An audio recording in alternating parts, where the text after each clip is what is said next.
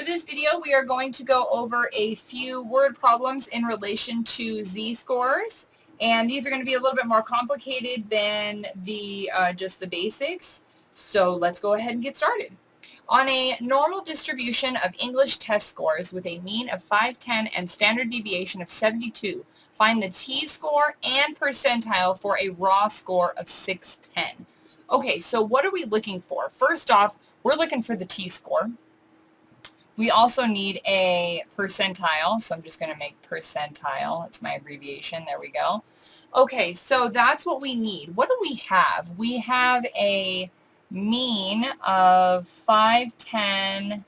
We have a standard deviation of 72, and we have a raw score of 610. Okay, so in the previous video, I made a list of all the formulas that we might need. So let's go ahead and look at that and see what formulas we need. Okay, so we need the t-score. So in order for that, we need the formula t equals z times 10 plus 50. Okay, so what do we need for this? We don't need the 10 and the 50. That's already included. So we need a z-score to add that to the list, and we don't have one of those. So let's go back to our list of formula and see what we can use to find the z-score. So we have a formula here that's t minus 50 divided by 10, but we would need the t-score for that. We don't have that.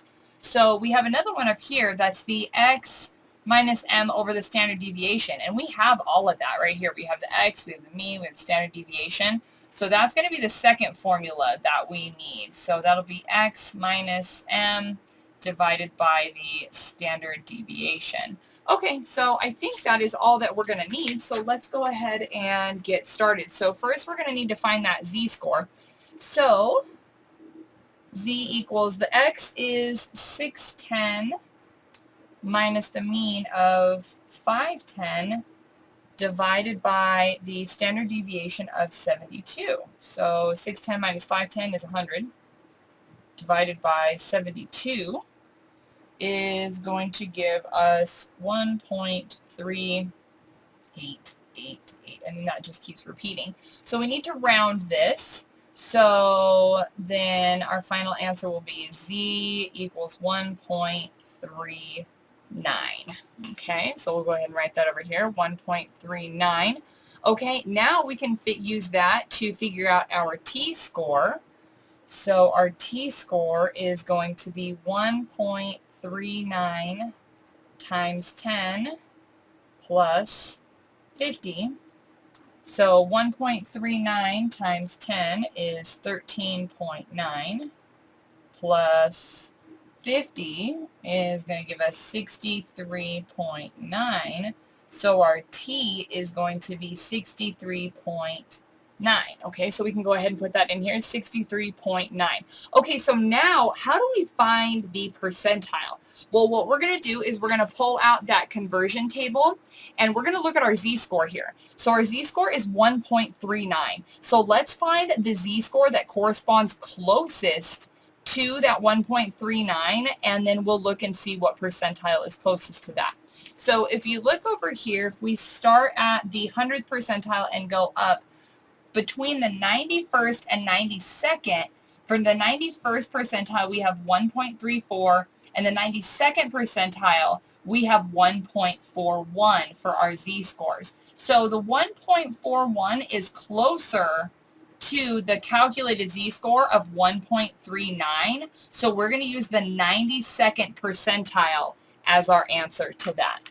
So 92nd is going to be the percentile.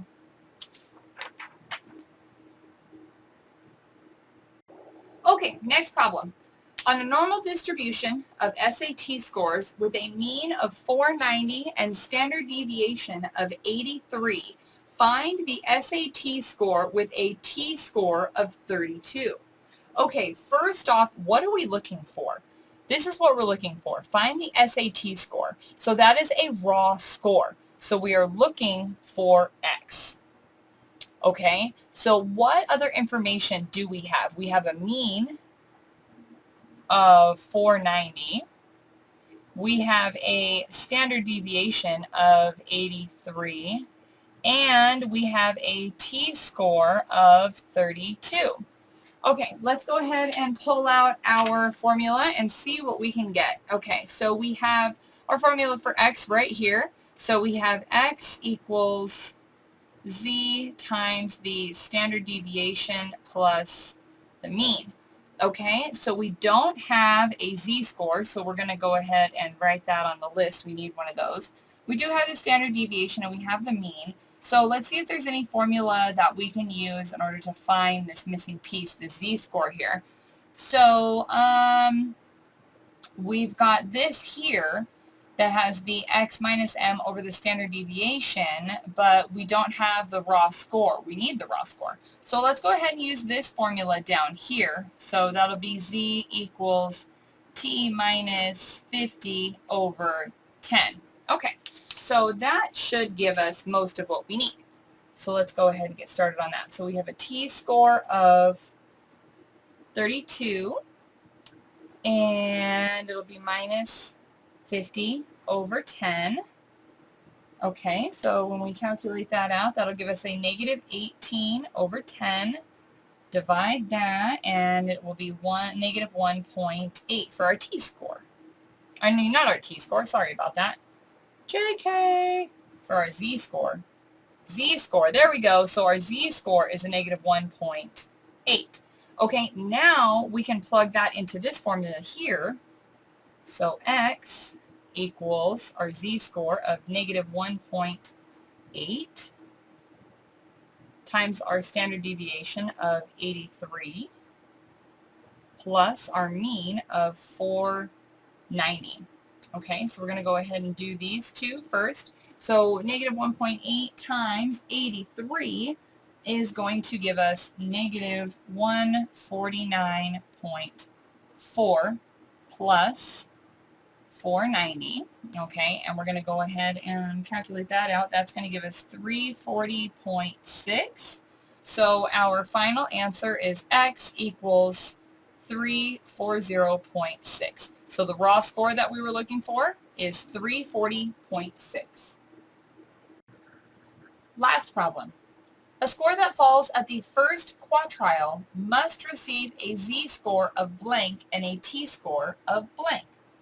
So if you remember going over percentiles and all of that other stuff, a quartile divides the curve into 4 quarters. Because this is 100% of the curve, and here's a quarter, a quarter, a quarter, a quarter. So the first quartile would be here. That would be at the 25th percentile. This would be at the 50th, and this would be at the 75th. So we are looking at the first quartile, so that is the 25th percentile. So if we pull out our conversion table here, we've got the 25th percentile at negative 0.67. So the z-score is negative 0.67. Okay, and now with that, we can go ahead and find our t-score. Now if we pull out our formula, our t-score is z times 10 plus 50. So since we have our z-score, go ahead and just plug that in, negative 0.67 times 10 plus 50. So when we take 0.67 and multiply that by 10, we get a negative 6.7 plus 50. And then when we add that together, we get 43.3. So our t-score is going to be 43.3.